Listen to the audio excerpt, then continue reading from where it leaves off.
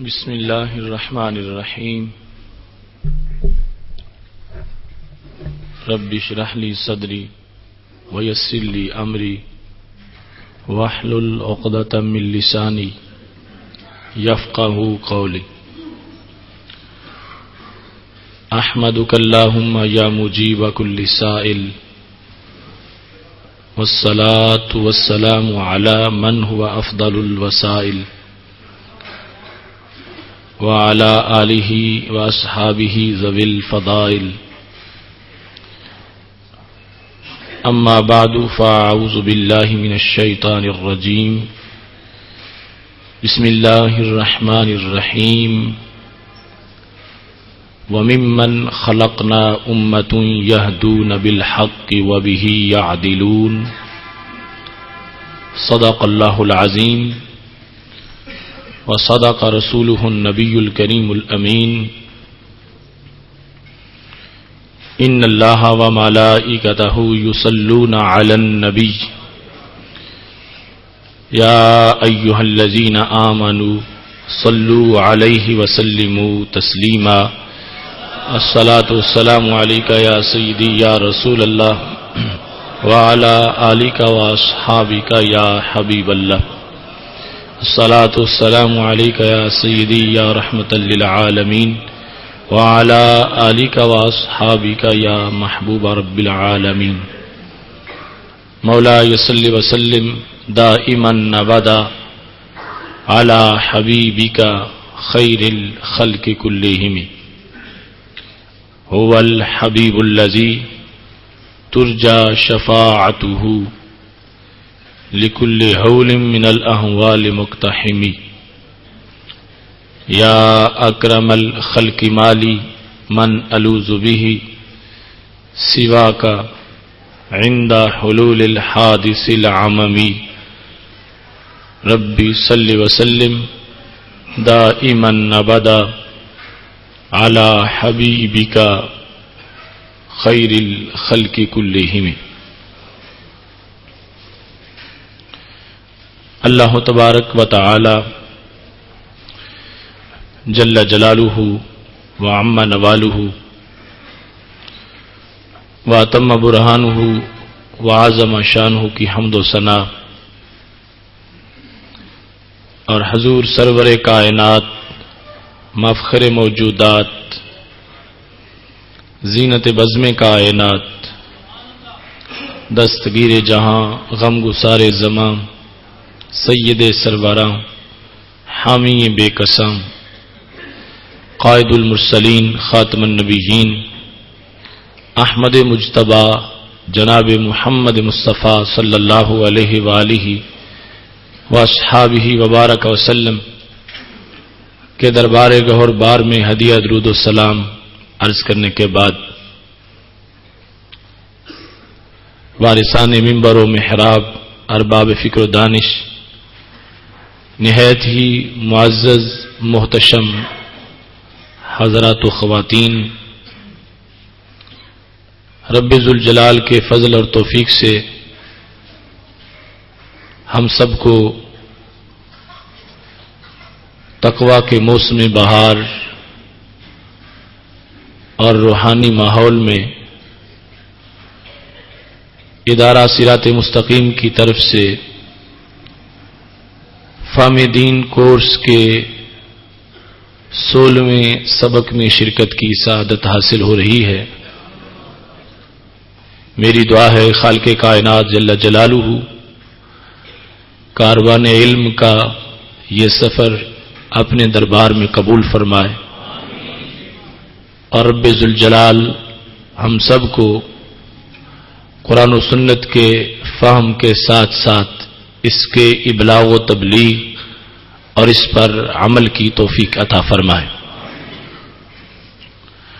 ہمارا آج کا موضوع نہایت اہم موضوع ہے، ہم اور ہمارے عقائد۔ میری دعا ہے خالق کائنات جل جلالہ ہمیں اپنے عقائد کو سمجھنے، ان کے دلائل کو یاد رکھنے اور ان کو آگے پہنچانے کی توفیق عطا فرمائے۔ محتشم سامعین حضرات، میں نے قرآن مجید برہان رشید کی سورہ اعراف کی آیت نمبر 181 تلاوت کی ہے۔ خالق کائنات جل جلالہ کا فرمان ہے، وَمِمَّنْ خَلَقْنَا أُمَّةً يَهْدُونَ بِالْحَقِّ وَبِهِ يَعْدِلُونَ، کہ ہم نے جن کو پیدا کیا ہے ان میں سے ایک جماعت ایسی ہے جو حق کی ہدایت کرتی ہے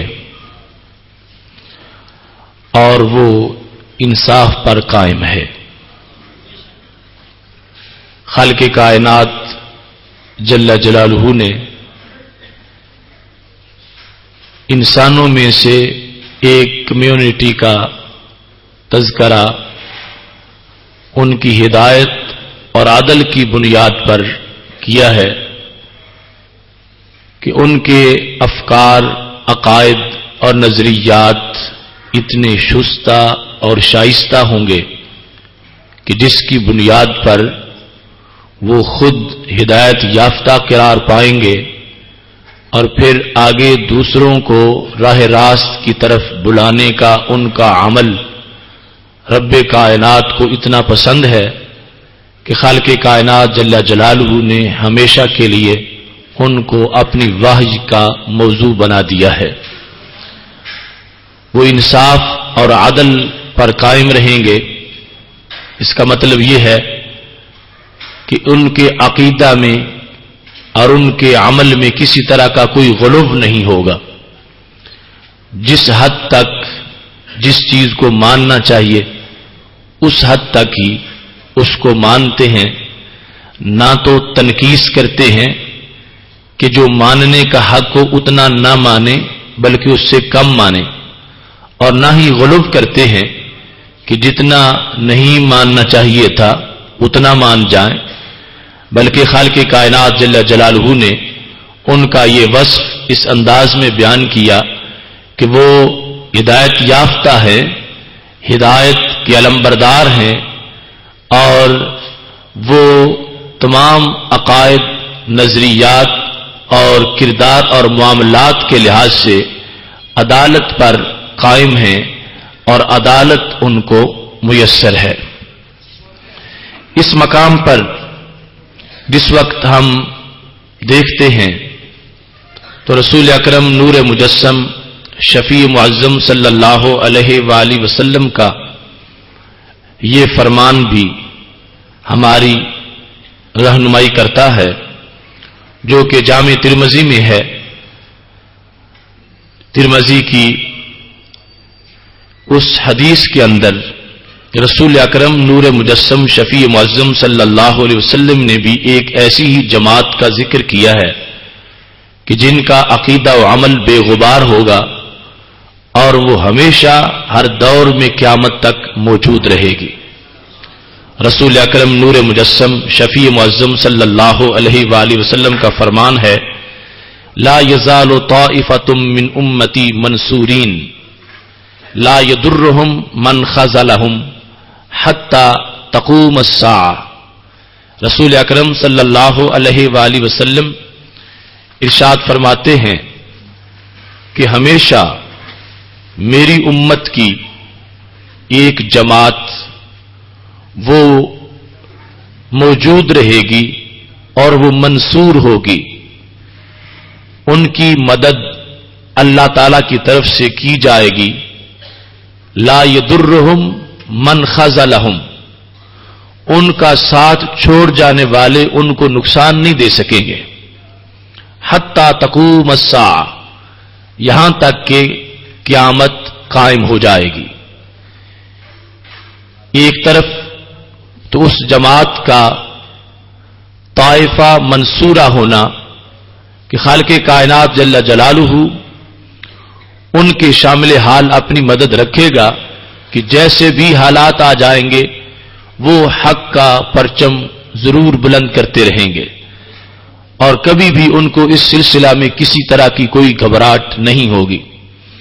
لا یضرہم من خذلہم، ان کے ساتھ تعاون چھوڑ جانے والے، ان کے ساتھ تعاون سے پیچھے رہ جانے والے اور ان کا ساتھ چھوڑنے والے ان کو کوئی نقصان نہیں دے سکیں گے.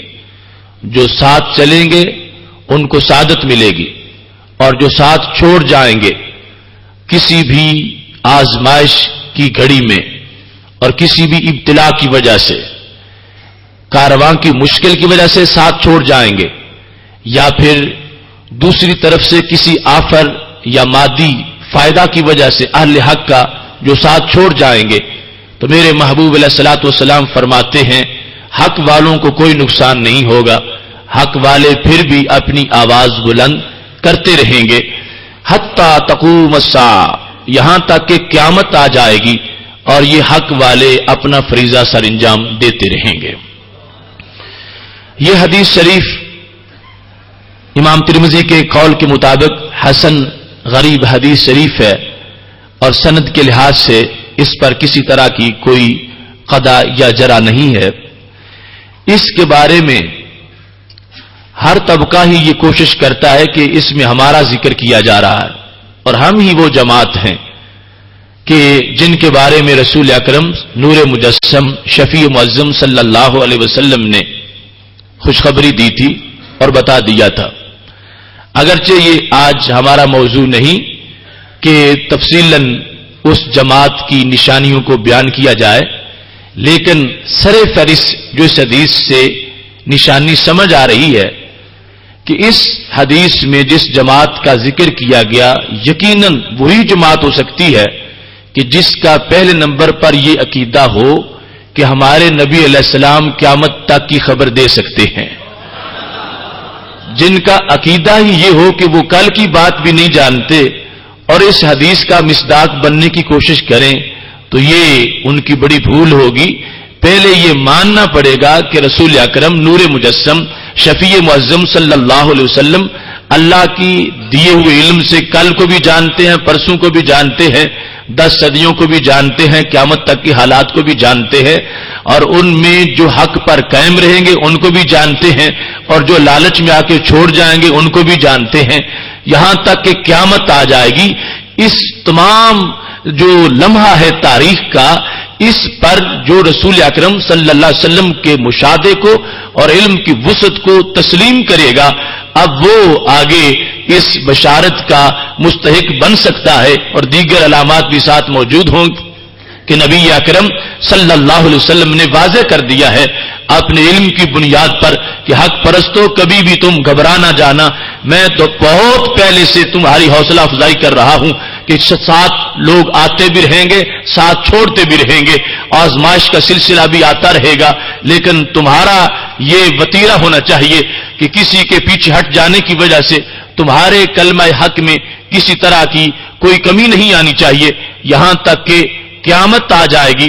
رسول اکرم صلی اللہ علیہ وسلم کے اس فرمان کے مطابق ایسی جماعت کائنات میں موجود رہے گی. اللہ کے فضل و کرم سے اہل حق، اہل سنت و جماعت وہ طائفہ منصورہ ہیں اور وہ امہ ہے جو ہادی بالحق ہیں اور عدالت پر قائم ہیں. ان کے عقائد، ان کے نظریات اور کردار کے لحاظ سے جو ایک تاریخ کا تسلسل ہے وہ اس بات کو واضح کر رہا ہے کہ وہ نکھت و نور کا سلسلہ جس کا ایک سرا رسول اکرم نور مجسم شفیع معظم صلی اللہ علیہ وسلم کی بزم صفہ کے ساتھ ملا ہوا ہے اور دوسرا ہمارے سینوں کے ساتھ ہے، وہ سارے کا سارا نکھت و نور کا سلسلہ ہے. اور خالق کائنات جل جلالہ نے اتنی صدیوں کے گزر جانے کے باوجود بھی ہمیں وہ صداقت اور حقانیت عطا فرما رکھی ہے جس کو ہم اپنے عقائد کی صورت میں بیان کرتے ہیں، اور یہی انشاءاللہ چمک قیامت تک موجود رہے گی. اور اس چمک پر موجود رہنے والے انسان، ان کے لیے کسی طرح کا کوئی ایسا خطرہ نہیں ہوگا کہ جس کی بنیاد پر اگر کوئی ساتھ چھوڑتا ہے تو اس کی وجہ سے ان کو کوئی نقصان ہو سکے. یہ قافلہ انشاءاللہ قیامت تک جاری رہے گا اور خالق کائنات جل جلالہ اس کو منزل مراد پر پہنچائے گا. ہمارے عقائد کے لحاظ سے ایک بڑا طویل مضمون ہے، اور اس وقت مختصر سے اس پیریڈ میں ہم اس کو تمام موضوعات کو چھیڑ بھی نہیں سکتے کہ جا کے تفصیلاً گفتگو ہو سکے، لیکن جو اہم باتیں ہیں چند، ویسے تو ساری اہم ہیں، ان کو اس وقت زیر بحث لاتے ہیں۔ ہمارا عقیدہ شان الوہیت کے بارے میں اور ہمارا عقیدہ شان رسالت کے بارے میں، رب ذوالجلال ہماری جانوں کا خالق ہے، ہمارا مالک ہے، ہمارا اس کی ذات کے بارے میں عقیدہ ہے، وہ حی قیوم ہے، وہ ازلی ہے، وہ ابدی ہے، وہ دائمی ہے، اس پر کبھی زوال نہیں آ سکتا، وہ سب کو نوازتا ہے، وہ کسی کا محتاج نہیں، اس کو نہ نیند آتی ہے، نہ اونگ آتی ہے، نہ وہ تھکتا ہے، نہ کہیں وہ جاتا ہے کہ پیچھے اس کی سلطنت خالی ہو جائے، وہ ایسے امور سے پاک ہے، اس کا علم اتنا وسیع ہے کہ ہم ایک حصے کا تصور بھی نہیں کر سکتے، اس کی ذات اجزاء سے پاک ہے، وہ ترکیب سے پاک ہے، وہ خود جز بھی نہیں کل بھی نہیں، جز کا بھی خالق ہے اور کل کا بھی خالق ہے، اس کی ذات میں بھی کوئی شریک نہیں اور اس کی صفات میں بھی کوئی شریک نہیں، اس کی ذات بھی ہر عیب سے پاک ہے اور اس کی صفات بھی ہر عیب سے پاک ہیں، وہ رب رحمتوں والا ہے اور اس قدر کائنات پر شفقتیں کرتا ہے کہ انسان اپنی زندگی کے کروڑ سال بھی میسر کر لے، ایک لمحہ میں اس پر جو اللہ کے انعامات ہو رہے ہیں ان کو شمار بھی نہیں کر سکتا۔ رب کائنات کی ذات کے بارے میں ہمارے جو عقائد ہیں ان کے لحاظ سے یہ بات سر فہرست ہے کہ ہم صرف اسے ہی معبود مانتے ہیں، اس کے سوا کسی کو معبود نہیں سمجھتے۔ رب ذوالجلال کے سوا کسی بھی چیز کو اگر کوئی شخص سجدہ کرتا ہے، تعظیم کی وجہ سے کر رہا ہے تو حرام کرتا ہے، اگر عبادت کی وجہ سے کرتا ہے تو کفر کرتا ہے۔ خالق کائنات جل جلالہ وہ صرف وہی معبود ہے اور وہی مسجود ہے، وہی معبود برحق ہے اور اسی کو ہی ہم سجدہ کرتے ہیں، اس کے سوا کسی کے لیے بھی سجدہ جائز اور روا نہیں رکھا گیا۔ عقیدہ کا تعلق یہ ہوتا ہے کہ جب کوئی چیز بندے کے ذہن میں اس حد تک غالب ہو جائے کہ وہ جانب مخالف ذہن سے ختم ہو جائے اور ایک ہی چیز کا راج ہو جائے، اس کو عقیدہ کے ساتھ تعبیر کرتے ہیں۔ قضیہ یجزم بہ العقل، وہ قضیہ کہ جس کے ساتھ عقل کو جزم ہو جائے، یعنی صرف اس کے بارے میں خیال نہ ہو، صرف تصور نہ ہو، صرف وہم نہ ہو، صرف ظن نہ ہو، بلکہ اس حد تک اس کے بارے میں ذہن کے اندر سوچ غالب ہو کہ جانب مخالف کو انسان جائز ہی نہ سمجھے۔ اب رب کائنات کو ہم ایک مانتے ہیں تو یہ ہمارا عقیدہ ہے، اس کا مطلب کیا ہوگا کہ اس کے برعکس کہ رب دو ہوں، ہم ذہنی طور پر اس کو جائز ہی نہیں سمجھتے اور اس کا معمولی سا خیال بھی ہمارے نزدیک حرام ہے اور عقل اس کا تصور ہی نہیں کرتی، اور اس طرف نہ خیال ہے، نہ وہم ہے، نہ ظن ہے، کوئی چیز بھی نہیں، اور ہمیں اس حد تک ہمارے ذہن کے اندر یہ بات راجع ہے کہ دوسرا پہلو ذہن میں اس کی کوئی حیثیت ہی نہیں ہے، اور ہم اپنے ذہن کے لحاظ سے اس بات پر پوری طرح مطمئن ہیں اور پکے ہیں، اور 100% سے بھی ہمارا وہ ذہن کے اندر ہماری حقیقت جو عقیدے کی ہے وہ غالب ہے کہ رب ذوالجلال وہ واحد احد ہے اور لم یلد ولم یولد ہے، اس کی حقیقت ہمارے خیال سے بلند و بالا ہے، اس کی ذات میں بھی کسی طرح کا کوئی شریک نہیں ہے اور اس کی صفات میں بھی کسی طرح کا کوئی شریک نہیں ہے۔ اس مقام پر یہ بات سمجھنا بھی بہت اہم ہے کہ خالق کائنات جل جلالہ کو ہم جس وقت اس کی توحید کا اقرار کرتے ہیں تو اس کا مطلب کیا ہوتا ہے؟ آسان سے لفظوں میں توحید یہ ہے کہ اللہ کی الوہیت میں کسی اور کو شریک نہ ماننا۔ اگر کوئی اللہ کی الوہیت میں کسی کو شریک مانے گا تو اس نے توحید کی خلاف ورزی کی ہے اور اس نے شرک کا ارتکاب کیا ہے۔ الوہیت کیا ہے؟ خالق کائنات جل جلالہ کی الوہیت دو چیزوں کا نام ہے کہ رب ذوالجلال کا واجب الوجود ہونا اور مستحق عبادت ہونا. خالق کائنات جل جلالہ کے سوا کوئی بھی مستحق عبادت نہیں ہے اور رب ذوالجلال کے سوا کوئی بھی واجب الوجود نہیں ہے. وہی واجب الوجود ہے اور وہی مستحق عبادت ہے. یہ توحید کا خلاصہ ہے اور یہ گلدستہ توحید ہے. یہ واجب الوجود ہونا نہ تو مجازی ہو سکتا ہے، نہ عطائی ہو سکتا ہے، نہ کسی کے لیے کسی معنی کے لحاظ سے اس کا کوئی جواز ہو سکتا ہے کہ کوئی تقسیم کرے ایک واجب الوجود حقیقی ہے اور ایک واجب الوجود مجازی ہے، یا کوئی کہے ایک مستحق عبادت حقیقی ہے اور ایک مستحق عبادت مجازی ہے. نہیں، واجب الوجود مجازی ہو ہی نہیں سکتا، واجب الوجود عطائی ہو ہی نہیں سکتا، مستحق عبادت کوئی مجازی ہو ہی نہیں سکتا. صرف ایک ہی ذات ہے، وہ اللہ کی ذات ہے، وہی واجب الوجود ہے اور وہی مستحق عبادت ہے.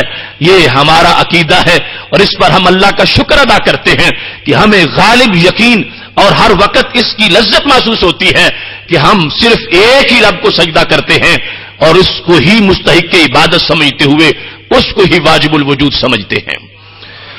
اب یہ لفظ جو واجب الوجود کا استعمال ہو رہا ہے اس کو تھوڑا سا سمجھنے کی ضرورت ہے. اس کائنات میں 3 مفہوم ہیں. ایک کو واجب کہا جاتا ہے، دوسرے کو ممکن کہا جاتا ہے اور تیسرے کو ممتنع کہا جاتا ہے.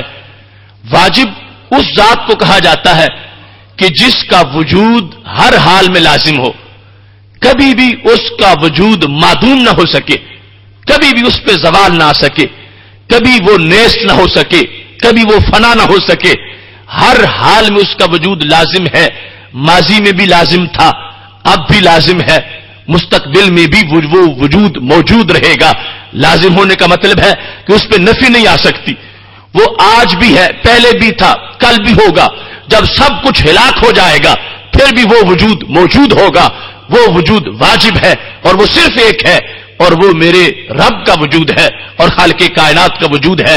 واجب کا مطلب یہ ہوا کہ جس کا ہونا ہر حال میں لازم ہے اور کبھی بھی اس کے وجود پر عدم نہیں آ سکتا اور کبھی بھی وہ زوال پذیر نہیں ہو سکتا.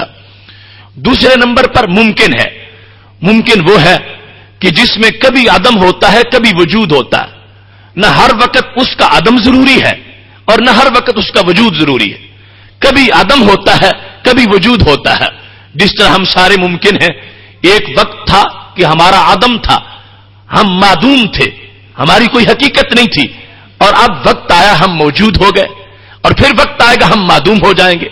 تو ممکن کبھی موجود ہوتا ہے کبھی معدوم ہوتا ہے، کبھی اس میں عدم ہوتا ہے کبھی وجود ہوتا ہے. جس طرح کے ترازو کے 2 پلڑے ہیں، کبھی ایک بھاری ہو جاتا ہے کبھی دوسرا بھاری ہو جاتا ہے. ماضی میں جب ہم پیدا نہیں ہوئے تھے ہمارے عدم کا پلڑا بھاری تھا، آج کل وجود کا پلڑا بھاری ہے. پھر موت کی تلوار لٹک رہی ہے، جب وہ چل جائے گی پھر عدم کا پلڑا بھاری ہو جائے گا. تو خالق کائنات کے سوا اس کائنات میں جتنے بھی موجودات ہیں ان کا تعلق کسی چیز کے ساتھ ہو، کسی صنف، کسی نوع، کسی جنس کے ساتھ ہو، وہ تمام چیزیں جو ہیں وہ ممکنات میں سے ہیں. ایک وقت تھا وہ نہیں تھی، جب اللہ نے ان کو پیدا نہیں کیا تھا تو عدم تھا، پھر وقت آیا وجود آ گیا، پھر فنا ہے تو پھر عدم آ جائے گا. تو یہ تمام چیزیں جو ہیں ان کو ممکنات سے تعبیر کیا جاتا ہے. تیسرے نمبر پہ ممتنع ہے. ممتنع وہ ہے کہ جس کا ہر حال میں نہ ہونا لازم ہو.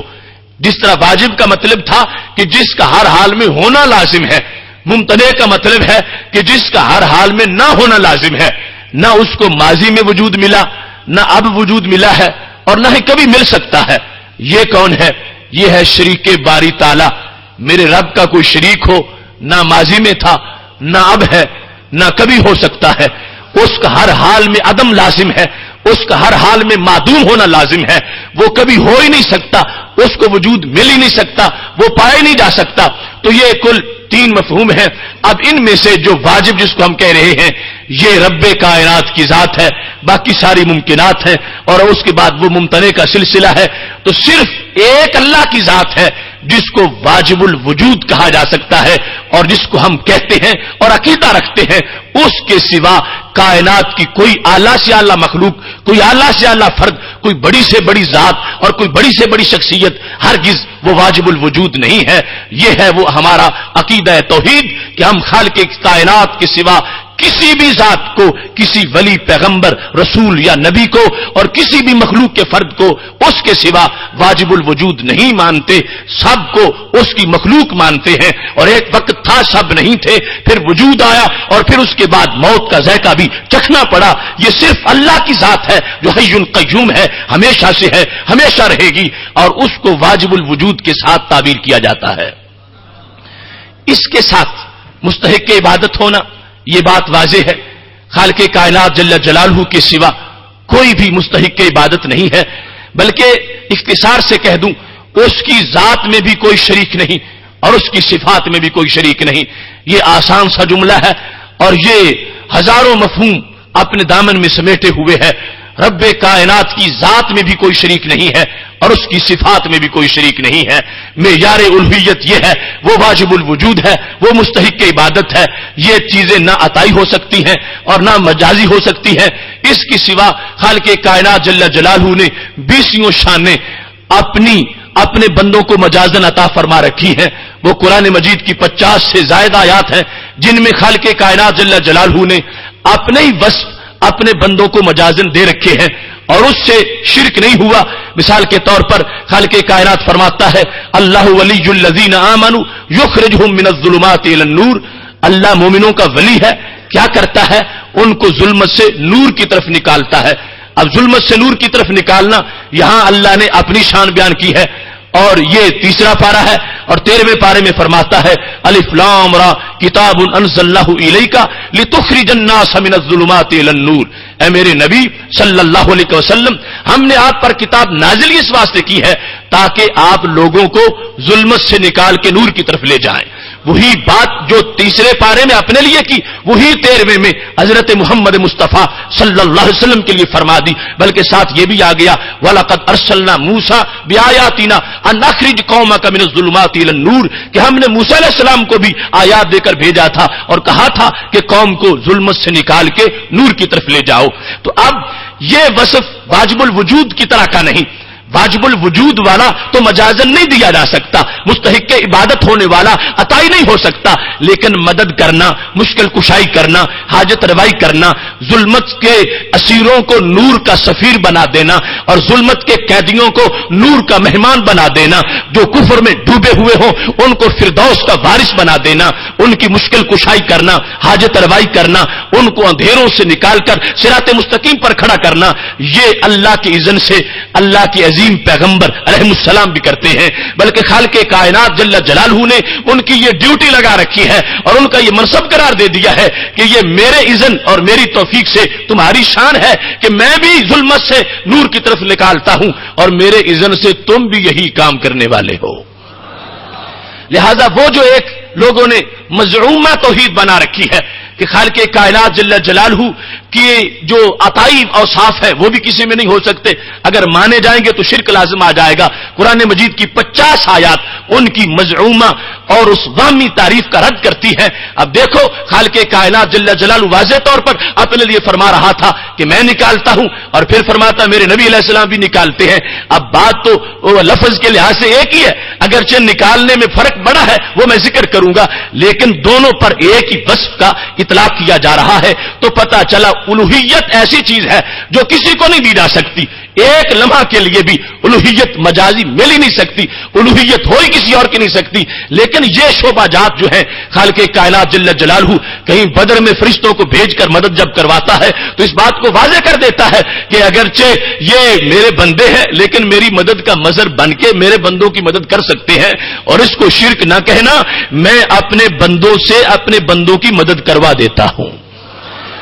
اب اس مقام پر میں نے یہ جملہ بولا اللہ کی ذات میں بھی کوئی شریک نہیں اور اس کی صفات میں بھی کوئی شریک نہیں، شاید کسی کے ذہن میں سوال پیدا ہو، ادھر بار بار یہ کہہ رہے ہو کہ اس کی صفات میں بھی کوئی شریک نہیں اور ادھر یہ کہتے ہو کہ وہی صفت ظلمت سے نور کے طرف نکالنے کی اللہ کی بھی ہے اور وہی رسول اللہ علیہ السلام کی بھی ہے، تو شرک تو ہو گیا، آپس میں اشتراک ہو گیا، آپس میں مشارکت ہو گئی، ایک صفت اللہ تعالیٰ کے لیے بھی مان لی اور وہی نبی علیہ السلام کے لیے بھی مان لی۔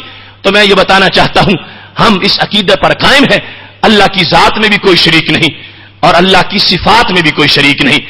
جس لحاظ سے وہ اللہ کی صفت ہے اگر اس لحاظ سے کسی غیر کی مانی جائے گی تو شرک لازم آ جائے گا۔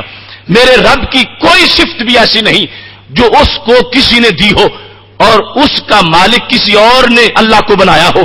جس صفت کا حصول اس نے غیر سے کیا ہو، جس صفت کے اندر وہ تصرف غیر کے اذن سے کرتا ہو اور غیر کی قدرت سے کرتا ہو، میرے رب کی ایک صفت بھی ایسی نہیں ہے. اور میرے نبی علیہ السلام، انبیاء کرام علیہ السلام اور اولیاء علیہم الرحمن کی کوئی صفت بھی ایسی نہیں جو ان کی اللہ کے دینے کے بغیر ہو. ساری اللہ کے دینے کے ساتھ ہے. شرک تب لازم آتا تھا یا تو اللہ کی ساری عطائی مان لی جاتی یا کوئی ایک عطائی مان لی جاتی، یا ان اولیاء اور انبیاء کرام علیہ السلام کی جو ہے وہ ذاتی مان لی جاتی، اور اللہ کا اس میں اذن اور اس کی دی ہوئی توفیق کا کوئی دخل نہ ہوتا تو خالق کائنات جل جلالہ کی ایک صفت کے ساتھ بھی کسی پیغمبر یا ولی کی صفت کا اشتراک لازم آ ہی نہیں رہا، اس واسطے کہ اس کی ساری ذاتی ہے اور ان میں کسی کی عطا کا کوئی دخل نہیں ہے. اور یہ جتنے عظیم رسول ہیں، اللہ تعالیٰ کے بندے ہیں، اولیاء کرام ہیں، اپنے طور پر تو پتہ بھی نہیں ہلا سکتے، لیکن یہ اس کی دی ہوئی توفیق ہے کہ ان کی آنکھ کا اشارہ ہوتا ہے تو کائنات بدل جاتی ہے. اس واسطے کہ خالق کائنات جل جلالہ نے ان کو اپنی قدرت کا مظہر بنا دیا ہے، لہذا میرے رب کی ذات میں بھی کوئی شریک نہیں ہے اور صفات میں بھی کوئی شریک نہیں ہے. اگرچہ یہاں پر بولا جا رہا ہے اور بولنے کی اجازت قرآن دے رہا ہے کہ یہ کہہ سکتے ہو اللہ بھی ظلمت سے نور کی طرف نکالتا ہے، اور یہ بھی کہہ سکتے ہو کہ ماہ مدینہ حضرت محمد مصطفیٰ صلی اللہ علیہ وسلم بھی ظلمت سے نور کی طرف نکالتے ہیں. دونوں کہنا جائز قرار دے رہا ہے قرآن مجید، لیکن ہر ایک کا عقیدہ یہ ضرور ہونا چاہیے اللہ نکالتا ہے، وہ نکالنے میں نہ تو کسی کی اجازت کا محتاج ہے اور نہ کسی کی طاقت کا محتاج ہے. اور نبی علیہ الصلوۃ والسلام نکالتے ہیں اللہ کی اجازت سے نکالتے ہیں، اس کی دی ہوئی توفیق سے نکالتے ہیں. محتشم سامعین حضرات، عقیدہ توحید کے لحاظ سے رب ذوالجلال کی ذات کو جس طرح یہ ماننا لازم ہے کہ اس کے ساتھ کوئی شریک نہیں، ایسے ہی یہ بھی ماننا لازم ہے کہ اس کی ذات ہر عیب سے پاک ہے. اس سلسلہ میں بھی آج بہت زیادہ بگاڑ پیدا کیا جا رہا ہے. جو چیزیں بندوں میں عیب سمجھی جاتی ہیں ان کو اللہ کے لیے عیب نہیں سمجھا جا رہا. مکر کرنا بندے میں عیب ہے، دھوکہ دینا بندے کے اندر یہ صفت ہو تو عیب ہے، اور جھوٹ بولنا بندے کے اندر یہ صفت ہو تو عیب ہے. اگر بندے میں یہ صفتیں عیب ہیں تو کیا مولا میں خالق میں یہ صفتیں عیب نہیں ہوں گی؟ مکر، فریب، دھوکہ، دغا، جھوٹ، یہ ساری عیب کی باتیں ہیں، اور میرا رب تو کروڑ مرتبہ ان سے پاک ہے، اور کسی طرح بھی ان چیزوں کو رب کائنات جل جلالہ کی ذات کے ساتھ ان کو منسوب نہیں کیا جا سکتا. ایسے ہی اس کا علم ہے، ہمیشہ سے ہے، ازل میں سب کچھ جانتا تھا اور ازل میں اس کو سب کچھ پتا تھا. کوئی بھی ایسا عقیدہ نہیں رکھا جائے گا کہ جس کے اندر یہ بیان کیا جائے ایسا ہوا تو رب کو پتا چلا، اگر یہ نہ ہوتا تو پتا نہ چلتا. حالت منتظرہ اس کے اندر ماننا یہ بھی کفر ہے. اللہ کے علم کا حدوث ماننا کہ پہلے نہیں تھا بعد میں آیا، یہ بھی کفر ہے. ہمارا رب ہر وقت جانتا ہے، ہمیشہ سے جانتا ہے. یہ کائنات نہیں بنی تھی پھر بھی جانتا تھا اور بن گئی ہے، اسی کے علم کے مطابق اس نے بنائی ہے، اور اب بھی ہر وقت سب کو جاننے والا ہے. ایک لمحہ کے لیے بھی ہم اس کے لیے کوئی ایسی حالت نہیں مانتے کہ جس میں اللہ کے لیے معاذ اللہ کسی جہالت کو تسلیم کر لیا جائے. وہ ہر وقت جاننے والا ہے اور ہر کسی کو جاننے والا ہے. اب اس میں آپ شاید سمجھ رہے ہو کہ ایسا تو کوئی بھی نہیں ہو سکتا جو ایسا کہتا ہو. تو میں قرآن مجید برہان رشید کی ایک آیت پڑھتا ہوں اور اس کا جو مختلف ترجمہ کرنے والوں نے ترجمہ کیا ہے وہ آپ کو سناتا ہوں، اور اردو میں وہ واضح طور پر آپ کو اس سے پتا چل جائے گا کہ ترجمہ کے اندر کس چیز کا اقرار کیا جا رہا ہے اور کس انداز سے رب کائنات جل جلالہ کی توحید کے لحاظ سے معاذ اللہ جہالت کا ایک وہم پیدا کیا جا رہا ہے لوگوں کے ذہن کے اندر کہ یہ ایسا ہوا تو پھر علم آیا، اگر ایسا نہ ہوتا تو علم نہ ہوتا. حالانکہ خالق کائنات جل جلالہ کا علم ہمیشہ سے ہے اور کبھی بھی اس علم میں کوئی انقطاع ہونے والا نہیں ہے. قرآن مجید برہان رشید میں رب کائنات کا فرمان ہے وما جعلنا القبلة التي كنت عليها الا لنعلم من يتبع الرسول ممن ينقلب على عقبيه. دوسرے پارے کے آغاز میں ہی سورہ بقرہ کے اندر یہ آیت موجود ہے. خالق کائنات جل جلالہ ارشاد فرماتا ہے کہ وہ قبلہ جس پر آپ تھے ہم نے اسی پر آپ کو پکا کیا. کیوں؟ الا لنعلم، اس لفظ پر غور کرنا ہے. تاکہ ہم ظاہر کریں کہ کون ہے جو رسول کی پیروی کرتا ہے اور کون ہے جو قدموں کی پر پھر جاتا ہے. یہ قبلے والا معاملہ ہم نے اس لیے کیا تاکہ پتہ چل جائے لوگوں کو کہ کون مومن ہے اور کون کافر ہے.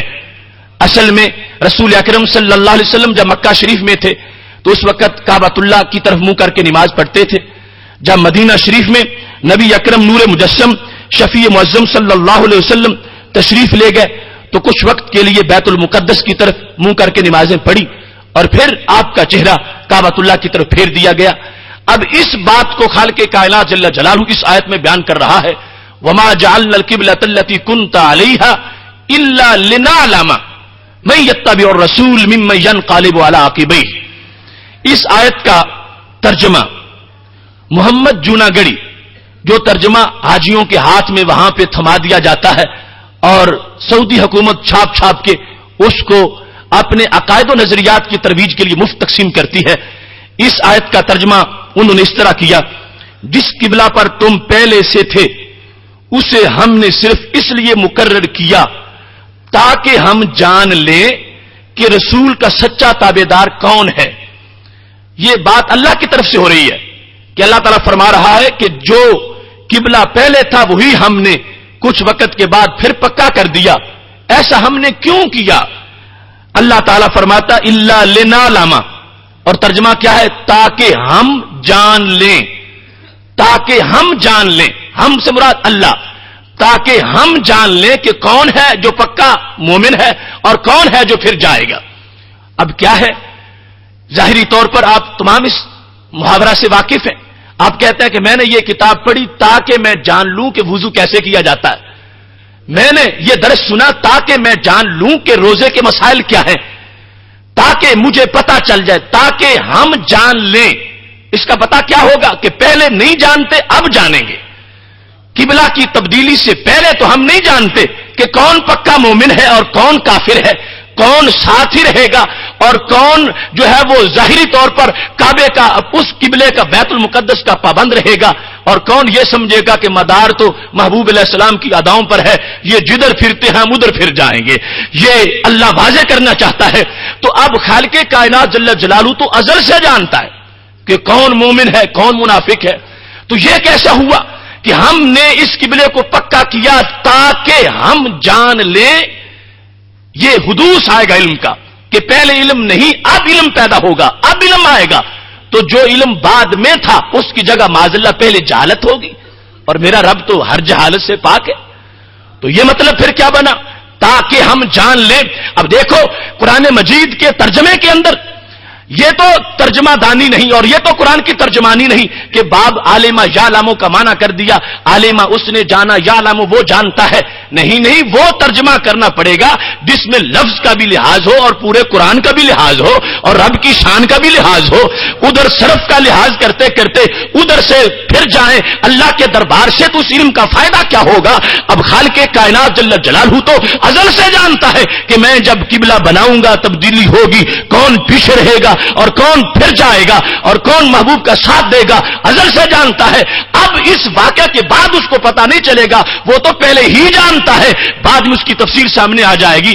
لیکن جو شخص یہ ترجمہ پڑھے گا تاکہ ہم جان لیں, خالی ذہن ہوگا تو یہی عقیدہ بنا کے بیٹھ جائے گا کہ شاید جیسے ہم کوئی کام کرتے ہیں تو بعد میں علم آ جاتا ہے, بیان سنتے ہیں تو علم آ جاتا ہے اور کتاب پڑھتے ہیں تو علم آ جاتا ہے, شاید ایسے ہی واقع ہوا تو پھر اللہ کو علم آ گیا.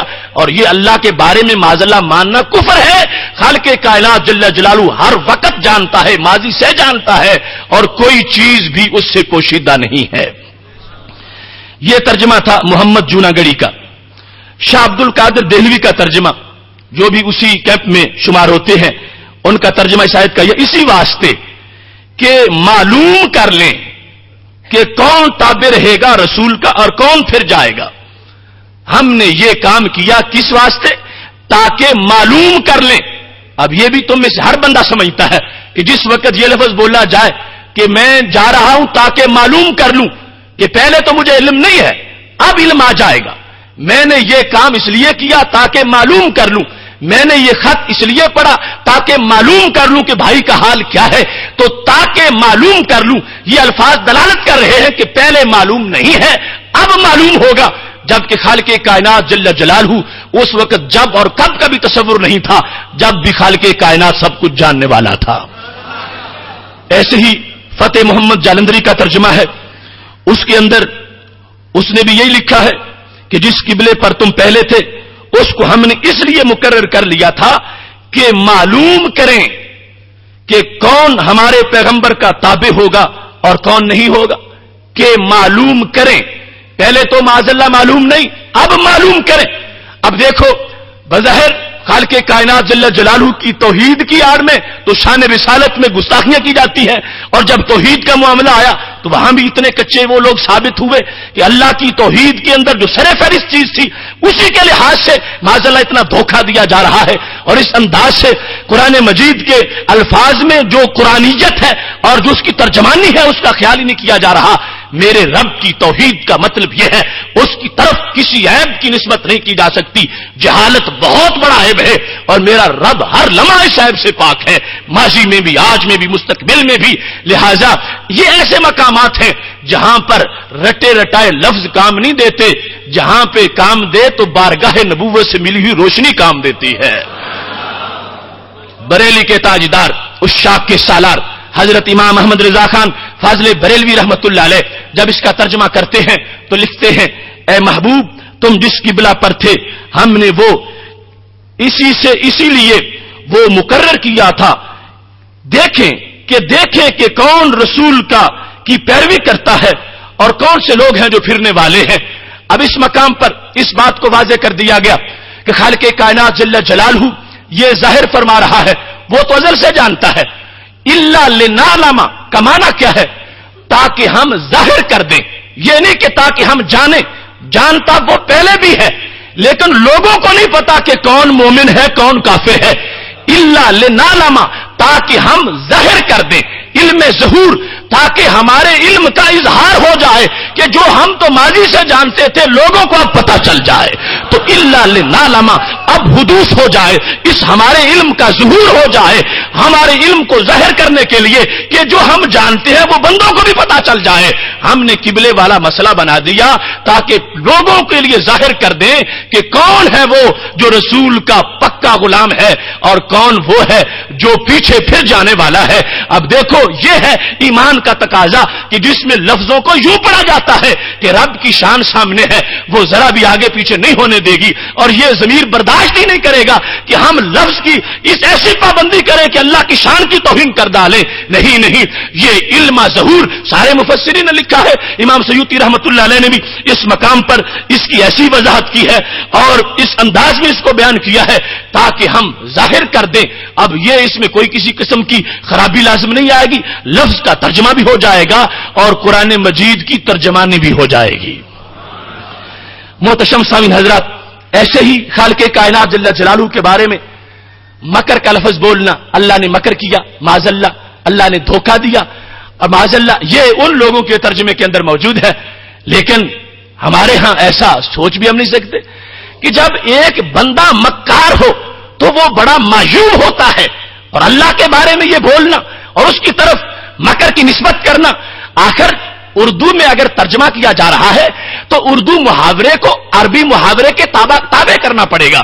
کوئی بھی عربی جاننے والا جب مکروا و مکر اللہ کو پڑھے گا تو ان کے اندر یہ اپنے ادب کی لذت ہے کہ خالق کائنات جل جلالہ نے مکر اللہ کا لفظ محض مقابلے کے لیے بول دیا ہے، اس میں یہ لفظ مکر جو ہے وہ اپنے حقیقی معنی کے لحاظ سے نہیں ہے، تو مکروا ان کے لیے حقیقت میں ہے کہ انہوں نے مکر کیا، لیکن اللہ نے تو ان کے مکر کا جواب دیا اور خفیہ تدبیر کی۔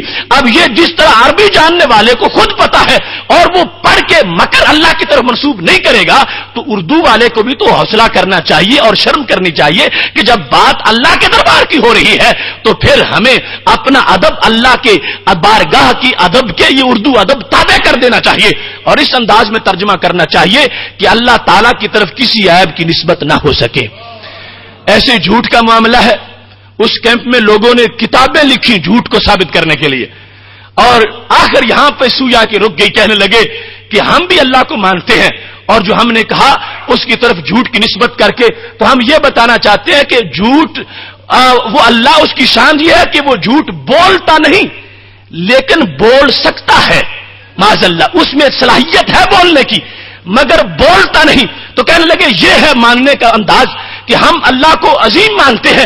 اس کا مطلب یہ ہے کہ ہم یہ کہتے ہیں کہ وہ جھوٹ بولتا نہیں ہے، اور لیکن چونکہ اس کا ہر چیز پہ قدرت ہے تو پھر جھوٹ پر بھی قدرت ہے، بول سکتا ہے اگرچہ وہ بولتا نہیں، ہم اس کو عظیم مانتے ہیں.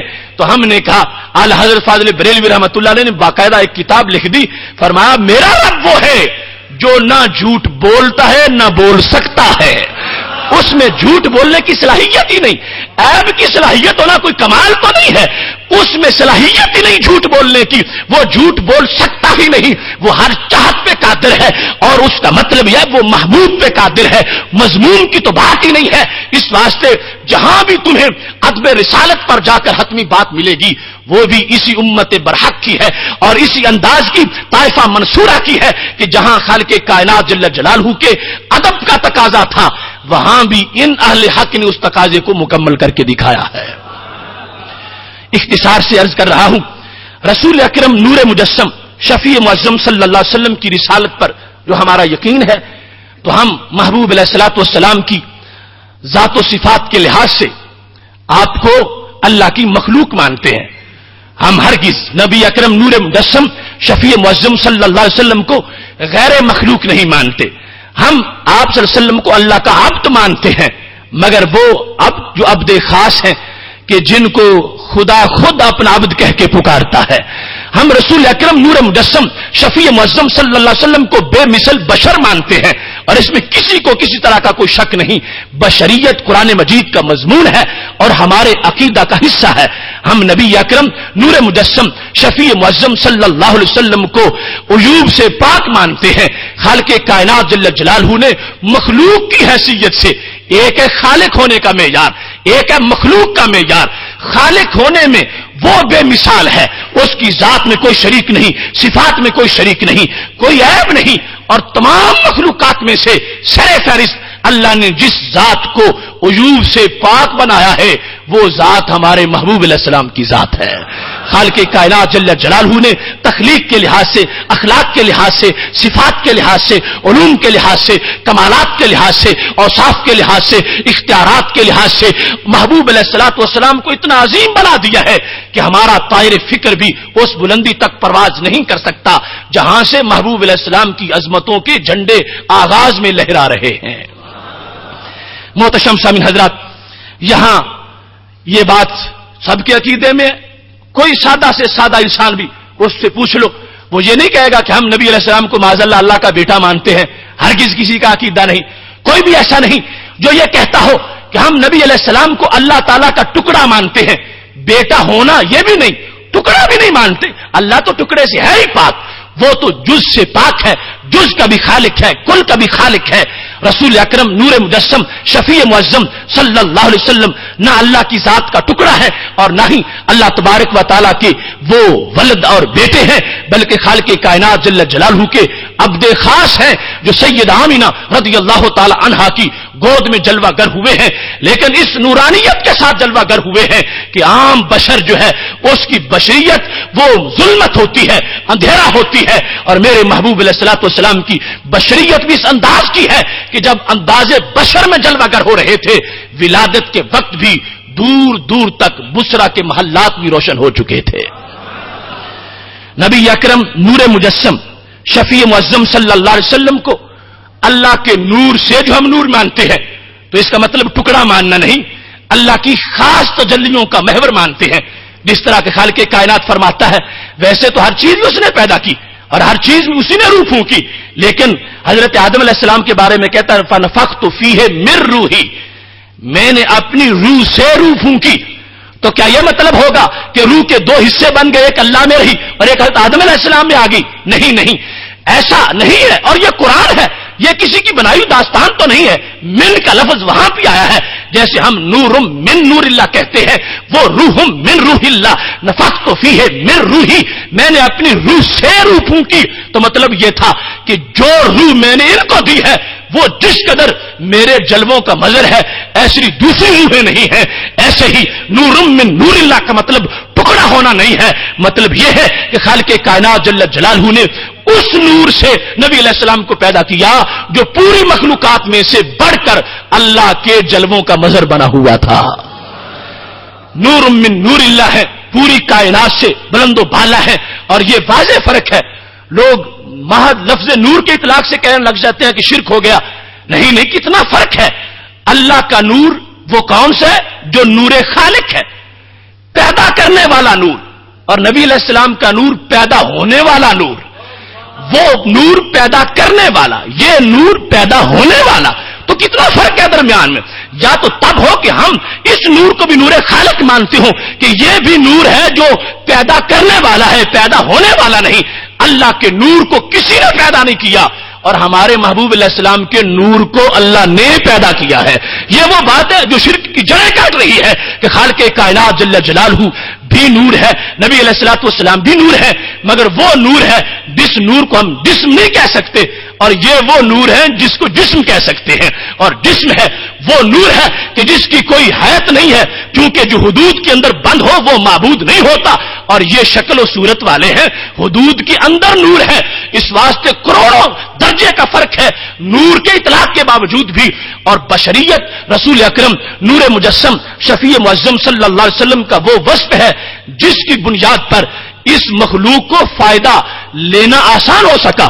अगर महबूब अलैहिस्सलाम का नूर जो है उसमें हिजाब बशरियत ना होता तो जो आता जल के राख होता। कोई सिद्दीक अकबर रदी अल्लाह ना बनता, कोई फारूक आजम ना बनता रदी अल्लाह तआला अन्हु। तो खालिक कायनात जल्ल जलालहू ने इस नूर को यह हिजाब बशर अता किया है। बशरियत तयशुदा अकीदा है, उसका कोई इनकार ही नहीं करता। बात है नूर होने की या नूर न होने की। अल्लाह ने हमको सादत बख्शी, हम उनको नूर मान रहे हैं। और हमारे पास कुरान भी है, अहादीस भी है, लेकिन जिन लोगों को आज तक समझ नहीं आई वो बिल्कुल कोरे हैं इस मसले में। एक भी दलील उनके पास नहीं है, एक भी दलील, आयत तो आयत रही, हदीस भी नहीं उनके पास जो उनके मौकिफ को साबित करती हो। महज गलत मबहस करते हुए जान छुड़ाने के लिए गलत रंगबाज को दे रहे हैं, वरना उनके पास दलील नाम की कोई चीज है ही नहीं। इस वास्ते कि बशर की आयात हमारे खिलाफ कोई तब पड़े जब हमने बशरियत का इनकार किया हो। बशरियत का इनकार तो कुफ्र है। कोई बशरियत का मुनकर आले हक में से है ही नहीं। हम बशर मानते हैं मगर बशरियत को यूं बयान नहीं करते जैसे वो बयान करते हैं। किसी हकीकत को मानना और चीज है मगर उसके अंदाजे बयान को बनाना और चीज है, इसमें कोई शक नहीं।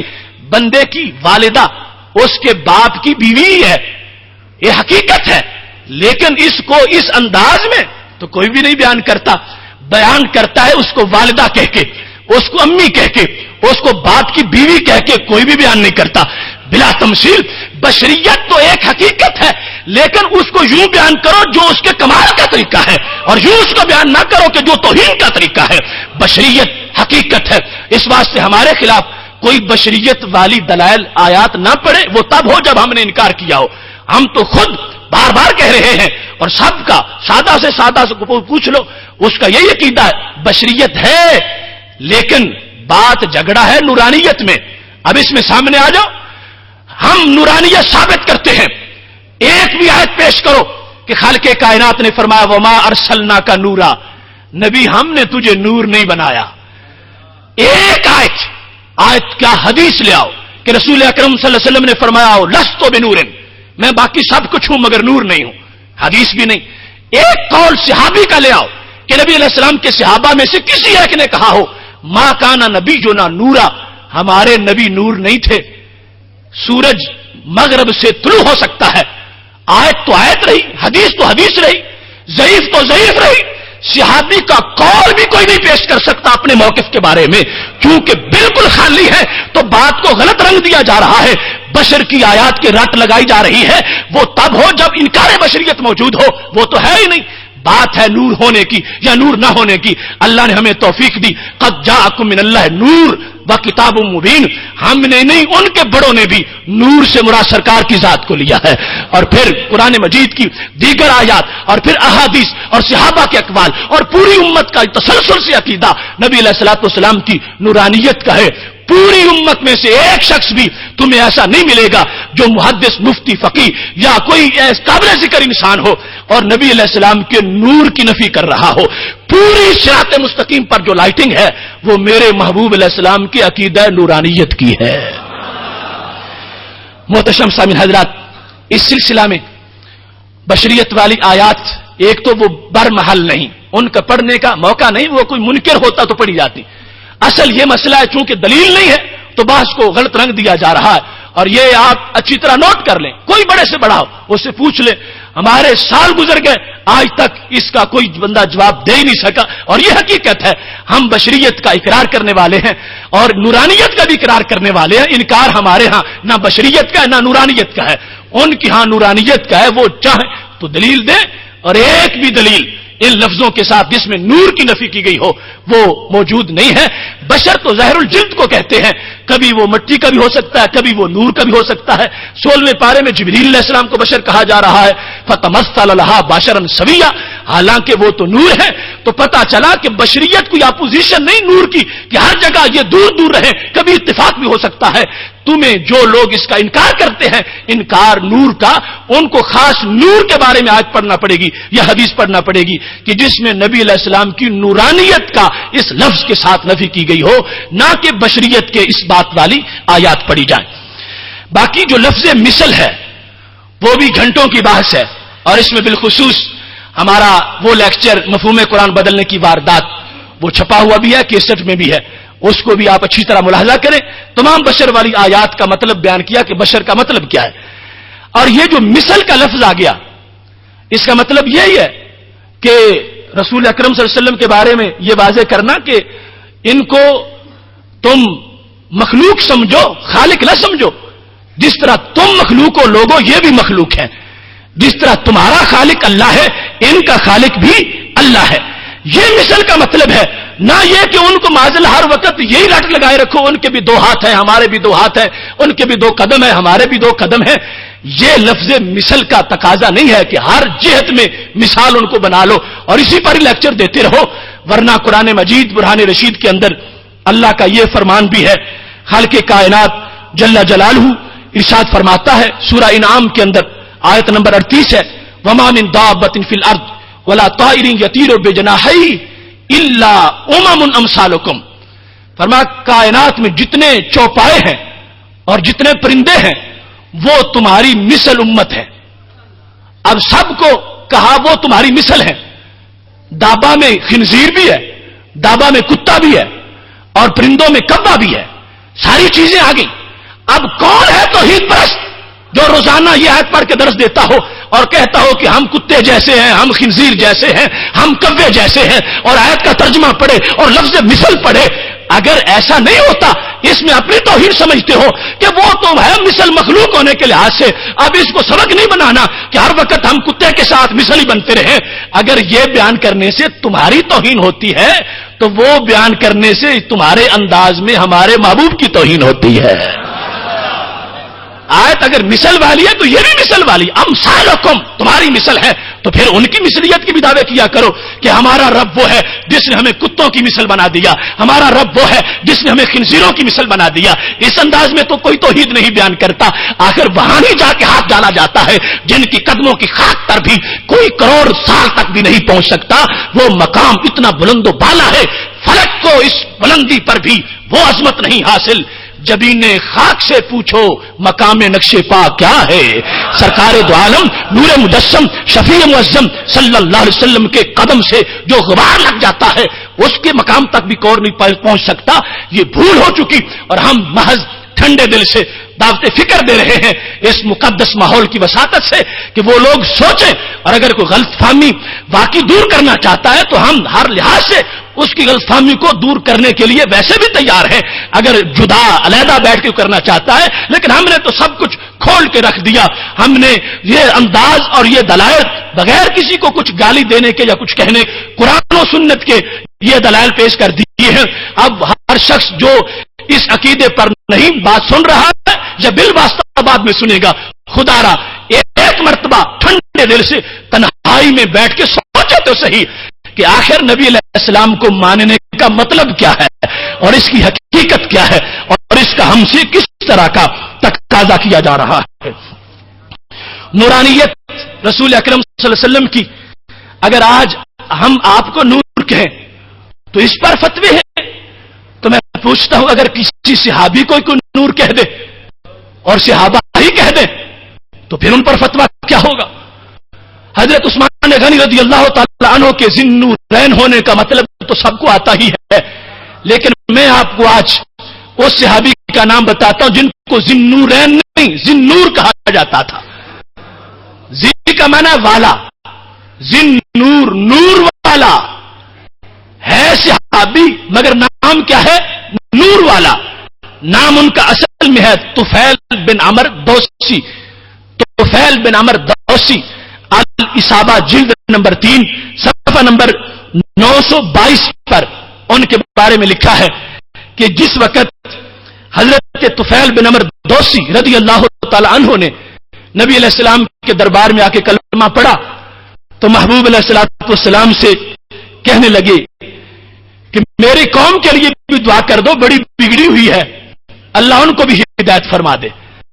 ابعثنی الیہم، اور مجھے ان کی طرف مبلغ بنا کے بھیج دو، اپنی قوم کو جا کے میں سمجھاتا ہوں۔ وجعل لی آیہ، لیکن مجھے کوئی نشانی بھی دو کہ میں تمہارا مبلغ ہوں۔ مجھے قوم کی طرف مبلغ بناؤ، لیکن ایسے نہیں میں جاؤں گا، وہ مانیں گے نہیں کہ تو کہاں مبلغ بن کے آ گیا 2 دنوں میں۔ مجھے نشانی بھی دو، مجھے دیکھے تو وہ مانے کہ باقی نور والے کا مبلغ بن کے آیا ہے۔ جس وقت انہوں نے یہ کہا تو میرے محبوب علیہ السلام کے یہ لفظ تھے، اب دعا سنو، جن کے لفظوں سے خاکی نور بن جائے ان کے اپنے نور کا عالم کیا ہوگا؟ کیا لفظ تھے؟ اللہم نور لہو، اے اللہ میرے طفیل کے ماتھے میں نور پیدا کر دے۔ نور لہو، جب یہ دعا مانگی تو کوئی دیر نہیں لگی، ساتا نور بین نہیں ہے، دونوں آنکھوں کے درمیان نور کی لاٹ نکلنے لگی، اتنا نور آنکھوں کے درمیان۔ اب یہ دیکھو، اب لوگ بحث میں آ کے کہتے ہیں کہ وہ قد جاکم من اللہ، نور کے اندر نور سے مراد مانوی نور ہے، علم کا نور ہے، روشنی ہے، ہدایت ہے۔ میں کہتا ہوں جن کے لفظوں سے حصی نور فوراً بن جائے ان کے اپنے حصی نور کا عالم کیا ہوگا؟ اب یہاں پر حصی نور ہے پیشانی میں جو نظر آ رہا ہے، اور حصی ہی مانگا گیا، اور جس وقت وہ نور پیشانی میں آ گیا تو اس کا انداز کیا تھا؟ اس انداز میں وہ نور چمک رہا تھا پیشانی کے اندر کہ حضرت طفیل کہنے لگے یا رسول اللہ صلی اللہ علیہ وسلم، دعا تو فوراً قبول ہو گئی، انی اخاف ان یقول مسلح، مگر مخالفوں کے بھی کوئی پتہ نہیں چلتا کہ وہ عیب، وہ وصف کو عیب بنا دیتے ہیں، اور ان کے ہاں انسان جتنا بھی بڑا ہو اس کا کوئی دوسرا پہلو تلاش کرتے ہیں۔ اب میرا نور چمکے گا، ہو سکتا ہے کوئی کہے دیکھو یہ چہرہ اس کا بدل گیا ہے، نور کو اس لفظوں میں بھی بیان کر سکتا ہے، وہ مسئلہ کہنا شروع کر دے تو اس طرح کرو نور بھی رہے اور کہیں اور منتقل ہو جائے۔ جس وقت انہوں نے یہ پیش کیا تو میرے محبوب علیہ السلام نے فرمایا کوئی بات نہیں، فتحولا الی طرف صوتہ، فرمایا چھڑی کرو ہم اس میں ڈال دیتے ہیں، چھڑی میں نور منتقل کر دیا۔ کانا یضیء لہ فی اللیلۃ المظلمہ، اندھیری راتوں میں وہ چھڑی نور کا کام دیتی تھی، جدھر چلتے تھے نور پھیلتا تھا، جدھر جاتے تھے اس چھڑی کی وجہ سے روشنی پھیلتی تھی۔ اب دیکھو یہ وجہ سے ابھی بیان کرتے ہیں کہ ہم طفیل بن عمر کو اب طفیل نہیں کہتے، ہم کہتے ہیں ذی نور، نور والا، جن کے پاس آنے والا ایک لمحے میں نور والا بن جائے وہ خود کتنے بڑے نور والے ہوں گے۔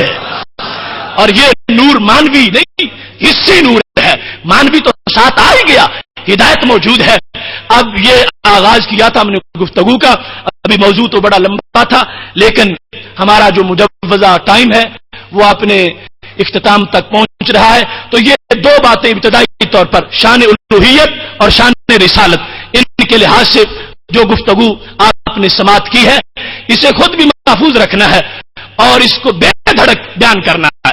کوئی اس پہ اعتراض کرے کسی مقام پر، ہر جگہ جا کر انشاءاللہ حق کو ثابت کرنا یہ ہماری ذمہ داری ہے. نہ ہم اللہ کی ذات پر کسی کو توہین کرنے دیں گے اور نہ ہی نبی علیہ الصلوۃ والسلام کی ذات میں کسی کو توہین کرنے دیں گے. ہمارا رب اپنے خالق ہونے کے لحاظ سے ہر عیب سے پاک ہے اور ہمارے نبی علیہ السلام اس کی سب سے اعلیٰ مخلوق ہونے کے لحاظ سے ہر عیب سے پاک ہیں. وآخر دعوانا ان الحمد للہ رب العالمین.